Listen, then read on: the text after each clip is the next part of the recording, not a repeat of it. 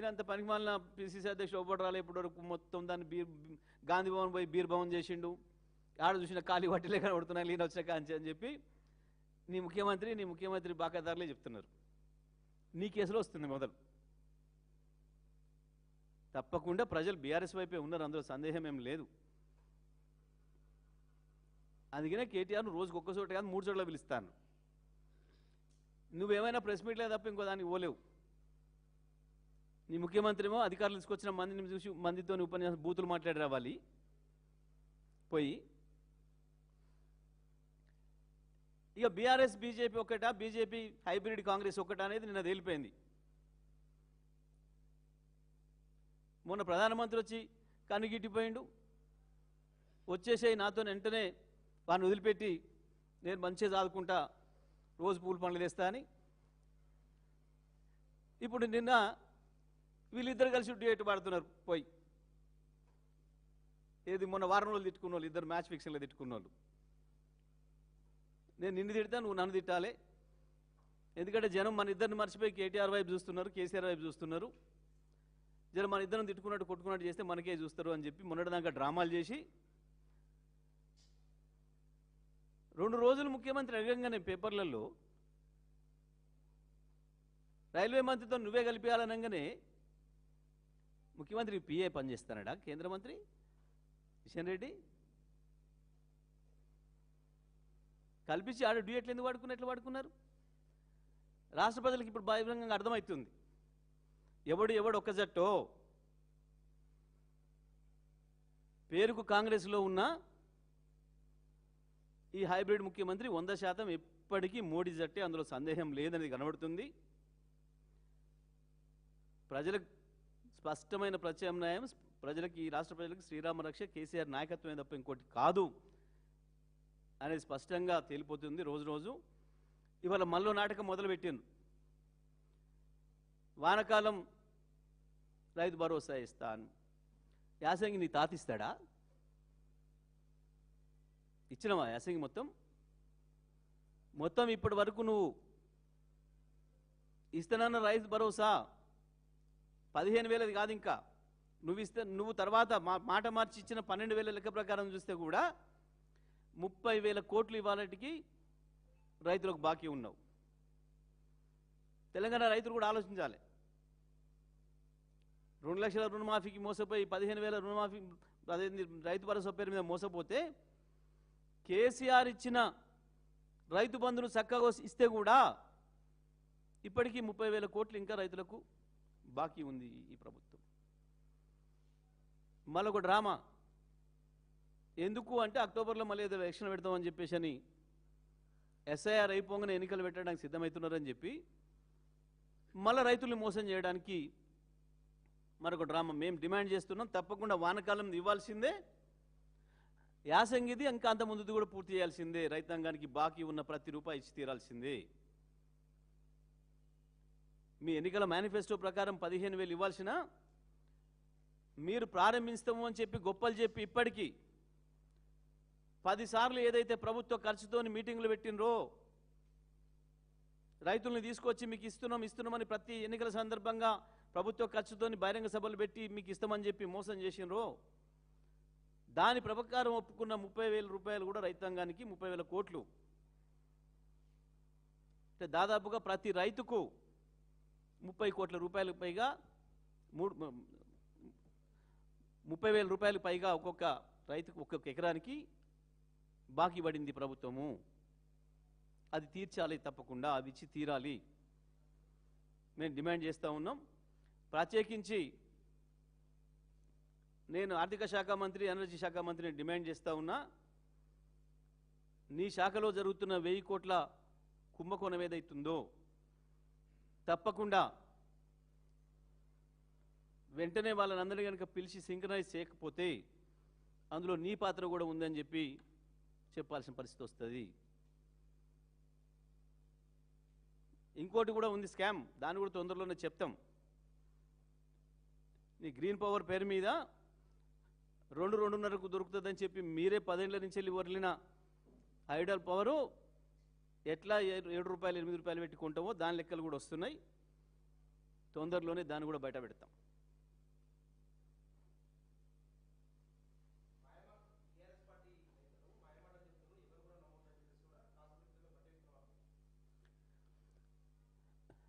ఏది రైతు భరోసా 15 ఇస్తానని చెప్పి 12కు తీర్మానం చేసి 6 కూడా ఇవ్వకపోవడం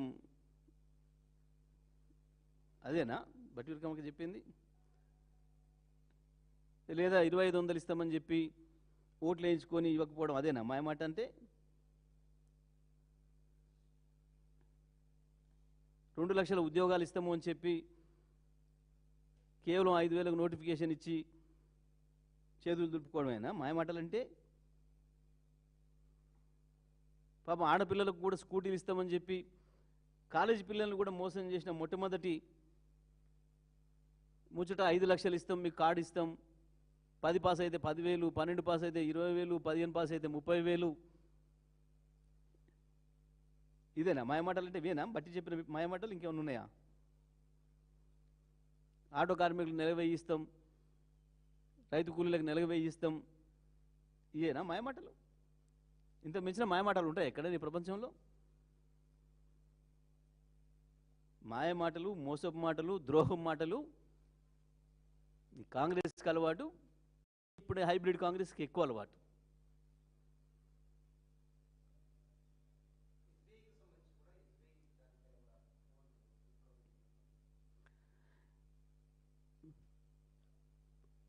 ఒక బ్యాంకుతో కూడా పంచాయతీ పెట్టుకొని ఒక జాతీయ బ్యాంకు మీద కూడా ఆరోపణలు చేసి ఒక బ్యాంకును కూడా భయపెట్టించే వాళ్ళని బ్లాక్మెయిల్ చేసి చేయగలిగిన మునగాడంటే ఈ హైబ్రిడ్. హైబ్రిడ్ అంటే మీకు అంత అర్థమై ఉంటుంది అనుకుంటా.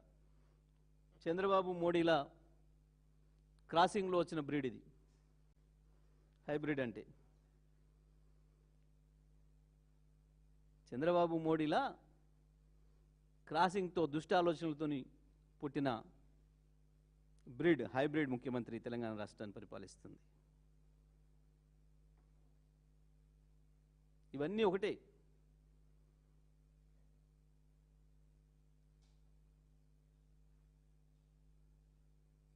పాపం పైకి ఆ మందబుద్ధి అయిన నాయకత్వంలో ఉన్నాడు కానీ లోపటంతా అటే.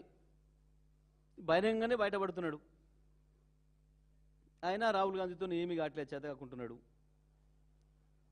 ఇంత ఓపెన్గా ప్రధానమంత్రి బహిరంగ నాతో రమ్మంటాడు. ఈయన అడగంగానే ప్రతి ఒక్క మంత్రికి ఇంటర్వ్యూలు ఇస్తారు. ఈయన బ్లాక్మెయిల్ చేస్తే ఈయన నువ్వు నన్ను కల్పిస్తావా కలిపి అనగానే ఇక్కడున్న కేంద్ర మంత్రి, వాస్తవానికి కేంద్ర కేబినెట్ మంత్రి అంటే ముఖ్యమంత్రితో సమానమైన ర్యాంక్, కానీ ఈడ తిట్టుకొని పోయి ఢిల్లీలో డ్యూట్లు వాడతారు. అందుకే గాధైర్యంతోనే జాతీయ బ్యాంకును కూడా బ్లాక్మెయిల్ చేయగలుగుతున్నాడు.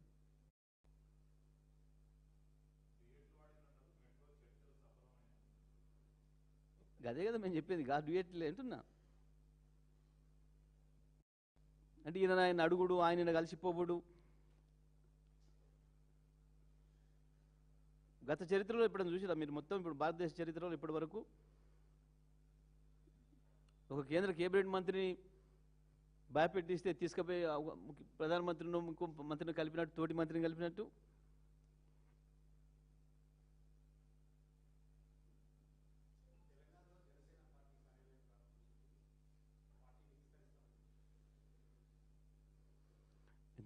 ఒక్కనే భారతదేశం అందరూ పెట్టుకోవచ్చు, ప్రపంచం అందరూ పెట్టుకోవచ్చు, మాకేం అభ్యంతరం లేదు. దాన్ని చూడొద్దన్నాడు కాదాన్ని బ్రహ్మాండం. కొత్తగా పెట్టేది ఏంది లేదా ఇంతమందిలకు? అసలు పుట్టినప్పుడే ఇక్కడ పుట్టినామని చెప్పే కదా. మీరంతా మర్చిపోయారా ఏంది? మీరంతా యాదమరుస్తుర్రు. ఆయన బ్రహ్మాండంగా 11 రోజులు నిరాహార దీక్ష తెలంగాణ వచ్చినందుకు అక్కనే కదా చేసింది, జనసేన పార్టీ ఆఫీసులనే కదా. 11 రోజులు నిరాహార దీక్ష చేసిన అని చెప్పి ఆనందం లేదు నేను తెలంగాణ వచ్చినందుకు, అమరవీరుల త్యాగాన్ని నిరసనగా అని చెప్పి కదా. ఈ కొత్తగా పెట్టినట్టు ప్రకటించుడేంది, మీరు మీరు మీరు ప్రచారం చేసుడేంది? చాలా ఆశ్చర్యంగా ఉంది.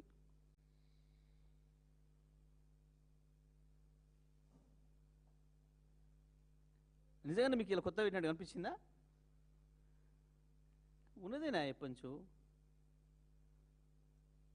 ఓటు ఏదో ఉన్నట్టు లేని ఉన్నట్టు సృష్టించి ఉన్నది లేనట్టు ఓ డ్రామా కంపెనీ పెట్టి ఆయన వస్తానంటే ఈయన ఆపిందంటే